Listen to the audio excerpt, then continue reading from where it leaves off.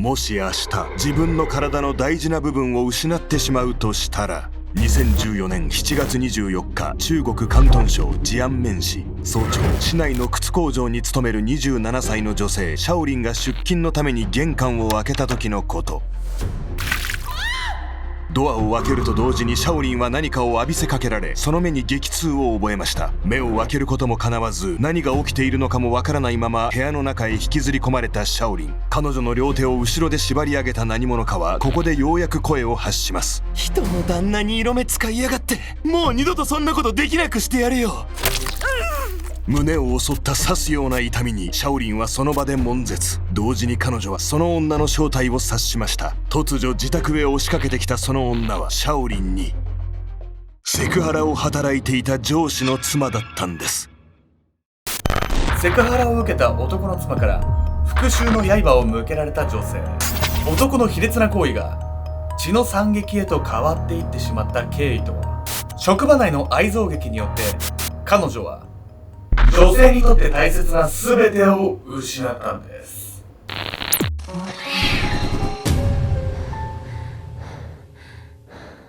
放送スケンちゃんです。みやみこです。あなたの大好きなトップガンマーヴェリック、その制作チームが新しく作った映画知ってる？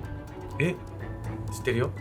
知ってた。ラストガンブラッド・ピットが主演なんだけど、タイトルを言った瞬間なんかあなたががっかりする顔が思い浮かぶ。言ってみてね。 F1 そういうこと？そういうことじゃないわよ。これね、見たらおもろいかもね。確かにそう、多分面白いポイントがまだ分かってないだけだよね。そうそこまで熱狂人がするってことは何かあって、そこにまだたどり着けてないの。俺が勉強してみますね。なんか知らない人でも楽しめる。でも知ってたら、もっと楽しい。もっと楽しい。というわけで角田パイセンをよろしくお願いします。よく知ってる。今回は中国広東省で起こったあまりにも悲惨な事件をご紹介します。被害者の女性はある人物の恨みを買い、体の大切な部分を切断されてしまったんです。大切な部分？いろいろ嫌な想像しちゃうわね、それ。しかもこれ被害者の女性が恨まれたとされる原因も彼女に非があるとは思えない内容なんです。この事件は被害女性が送った一通のメッセージから幕を開けるんです。メッセージを受け取った恋人はすぐに彼女の元へ駆けつけるんですが、すでに手遅れだったんです。喪失と唯一の救い。2014年7月24日、中国広東省治安面市市内の靴工場で夜勤の仕事をしていた青年シャオ・ルオは朝を迎えた頃、恋人のシャオリンからのメッセージに気づきました。そういえばシャオリンももう出勤の時間なのに今日はまだ来てないな。ルオとシャオリンはもともと同じ工場で働く同僚。シャオリンが出勤時間に遅れていると気づいたルオは彼女が遅刻の理由を伝えたいのだと思い、何気なくそのメッセージを開いたんです。次の瞬間、彼は思わず目を見開きました。助けて、怪我をして動けないの。ルオはメッセージを確認するなり上司に事情を話し、シャオリンと同棲しているリョウへと走ったんです。シャオリン、大丈夫か？声を張り上げながら勢いよくリョウの扉を開いた恋人のルオ。するとその部屋には両方の乳房を切り落とされたシャオリンが横たわっていました。血だまりの中に倒れる彼女は胸だけではなく下半身も散々に切り刻まれた状態。その惨状はシャオリンの女性という性別に対する怒りを物語るかのようでした。ちょっとやってることがエグすぎて血の気引いちゃうレベルじゃないのよ。シャオリンは誰かに恨まれてたって言ってたけど、それは恋人のルオにも関係のあること？そうなんです。恋人のルオはかなり深く関わってくるんです。特に動画終盤の彼の行動には驚かされるはずなので、皆さんも注目していただければと思います。リョウの部屋の中、血まみれで発見されたシャオリンは恋人ルオの通報により緊急搬送。彼女は下半身の傷こそどうにか回復しましたが、両胸の再接合は叶わず、その乳房は永久に機能を失ってしまったんです。その後、シャオリンは意識不明の状態に陥っていましたが、恋人のルオが片時も離れず看病し、どうにか回復。目を覚ましたシャオリンはその体からすっかり女性らしさを失ってしまった自分でも、彼が見捨てずに支えてくれていたことに涙を流しました。胸をさ失ってしまって、ほんと女性としては耐え難いことなんじゃないかしらって思うけど、それでもそばにいて励ましてくれる恋人の存在っていうのは励みになるわよね。気になるのはシャオリンが胸を切断されるほどの恨みっていうところでどんなことがあったのかということなんです。事件の発端となったのは彼女の上司のセクハラだったんです。勘違い男の暴走。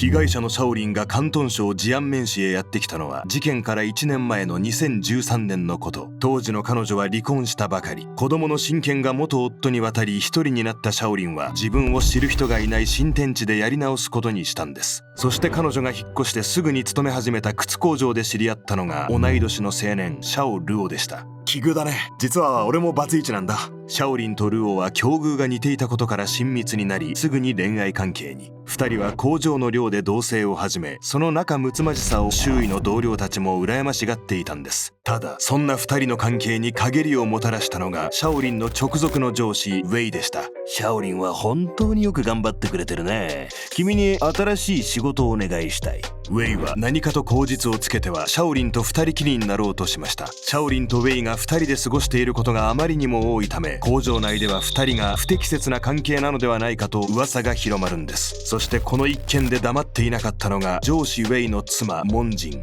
モンジンもまた同じ工場で働いていたため、彼女の元にもすぐに噂が届いたんです。ルオ、あんたシャオリンの彼氏なのよね。あまり私の旦那に近づかないようよく言い聞かせておいてくれる？そう忠告された恋人のルオは上司のウェイと距離を置くようシャオリンに話しますが、彼女は聞く耳を持ちませんでした。ウェイさんは仕事を教えてくれてるだけよ。むしろありがたいと思ってるわ。シャオリンにとってその言葉は紛れもない本心だったんですが、上司のウェイはまた思惑が違っていたんです。これはすごい危険な匂いがするじゃない。何？彼氏も上司の奥さんも同じ職場にいるってさ、もう事態がややこしくなりそうな匂いがプンプンするわよ。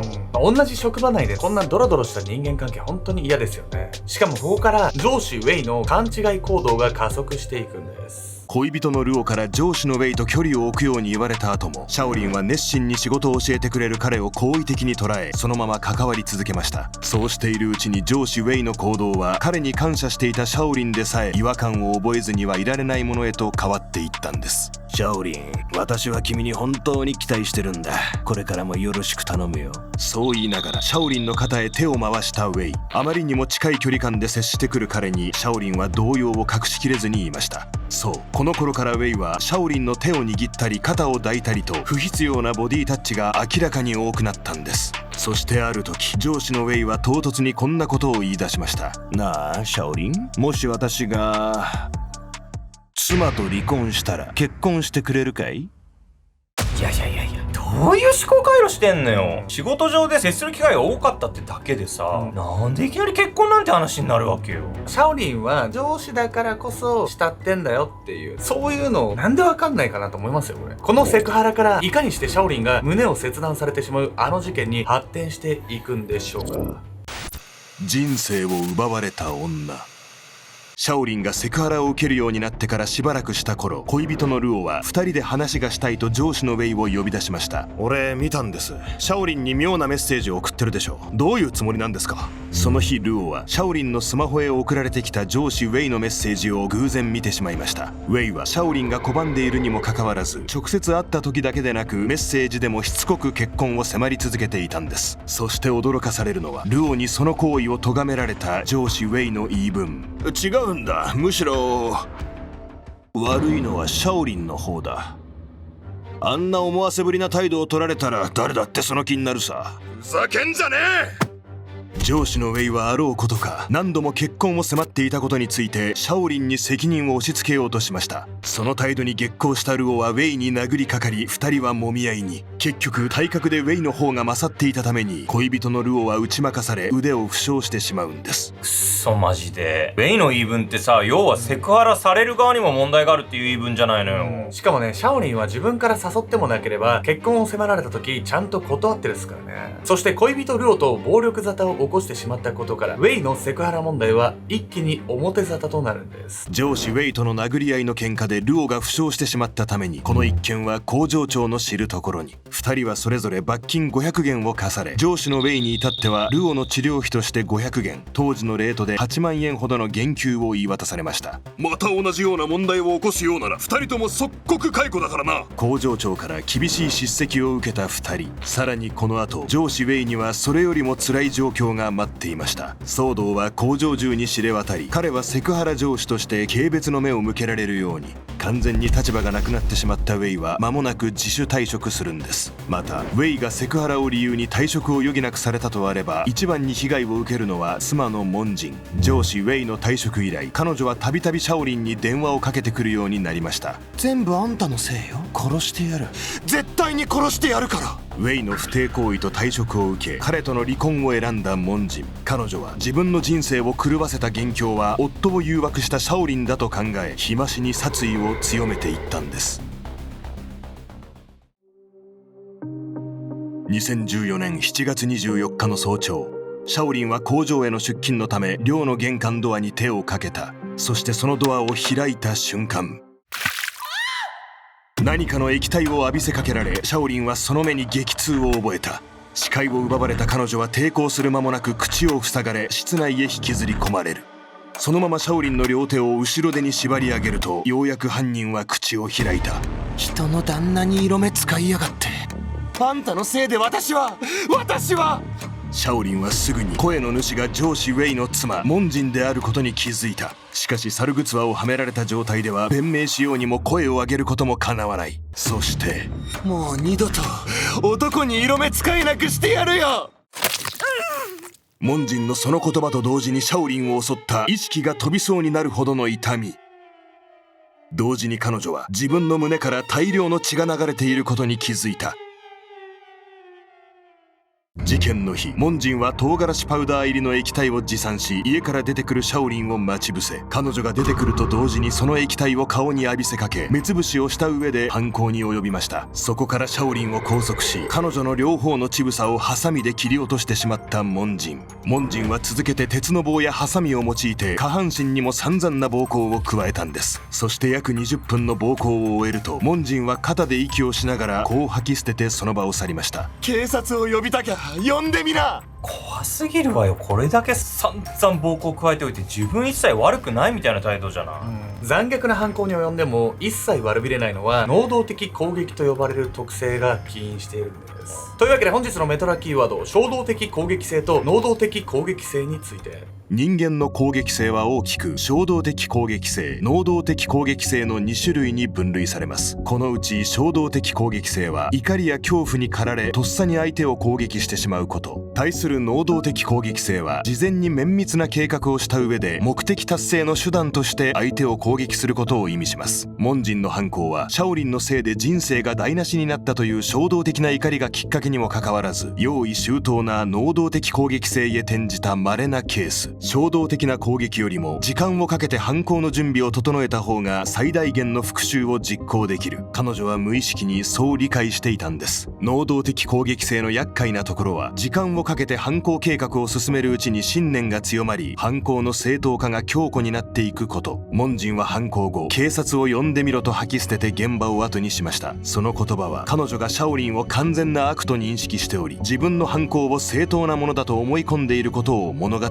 ているんです。警察を呼んでみろという言葉の通り、犯行後モンジンは逃げも隠れもせずに逮捕されました。彼女は取り調べの席でもシャオリンの自業自得と主張し、犯行を悔いることは一切なかったといいます。事件から約4ヶ月後の2014年11月12日、故意の傷害で有罪となったモンジンに下された判決は懲役4年11ヶ月。加えてモンジンは3万元、日本円換算で約50万円の賠償金をシャオリンに支払うことを約束しました。こうしてシャオリンの体には深刻なダメージが残ったものの、事件は一旦収束したかに見えたんです。しかし彼女には実はまだもう一つ悲劇の瞬間が残されていました。本当の思いやり。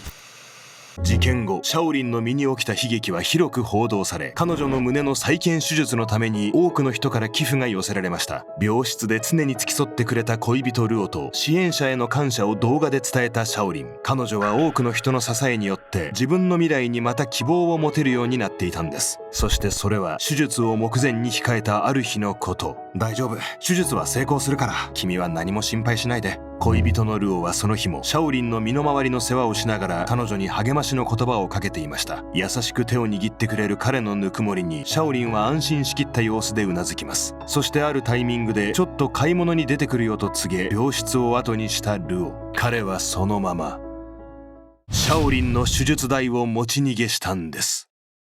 胸を失った自分を献身的に支えてくれたルオを心から信頼していたシャオリンは、手術のために寄せられた寄付金の管理を彼に任せていました。しかしその日ルオが病室を出て行って以来、彼自身も集まった寄付金も二度と帰ってくることはなかったんです。さらにルオはシャオリンの給料を前借りまでして、そのお金も自分のものにしていました。二人が同棲していた寮はいつの間にか解約されており、ルオの足取りは一切わからない状態。ルオのその行動の真意は不明ですが、上司ウェイとの騒動に巻き込まれた彼もまたシャオリンへの復讐の機会を今か今かと伺っていたのかもしれません。ちょっといくらなんでも救いがなさすぎるわよ、これは。シャオリンは女性として大切なものを失っているわけで、その上でこんな仕打ちって本当にひどいですよね。恋人ルオの裏切りの後、シャオリンには一層の寄付が寄せられ、彼女は再び胸の再建手術を受けられることに。授乳の機能こそ失ってしまいましたが、見た目としては元の体に戻ることができたんです。彼女はハサミをまともに見られないなど PTSD の症状にも悩まされていましたが、このことに関しても支援者の尽力で無料でカウンセリングが受けられました。多くの人々に励まされたシャオリンは、その声に応えるべく自分を奮い立たせ、今は精神状態も安定しているといいます。上司の不正と的外れな恨み、そして最愛の恋人の裏切り、人間の心に潜む醜さを一度に体感させられるような経験をしたシャオリン。一方でシャオリンを元気づけたのもまた、傷ついた彼女を助けたいと願う人間の心でした。あなたはシャオリンのように身近な人の不正や裏切りによって失望させられた経験がありますか？その時何が立ち直るきっかけになりましたか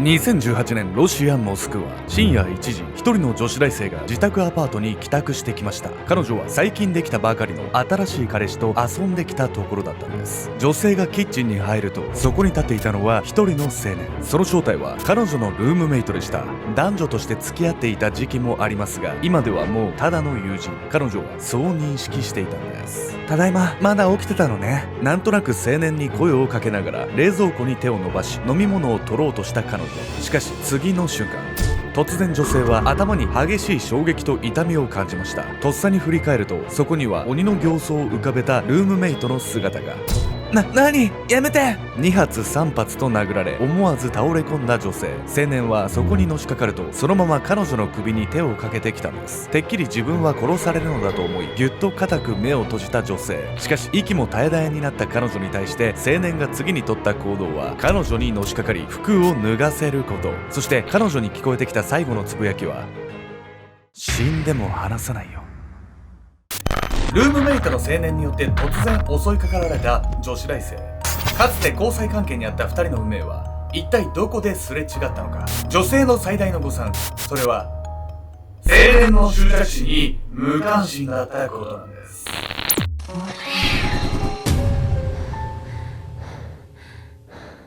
この動画の続きはオンラインサロン秘密結社アルゴメトリーでご視聴ください。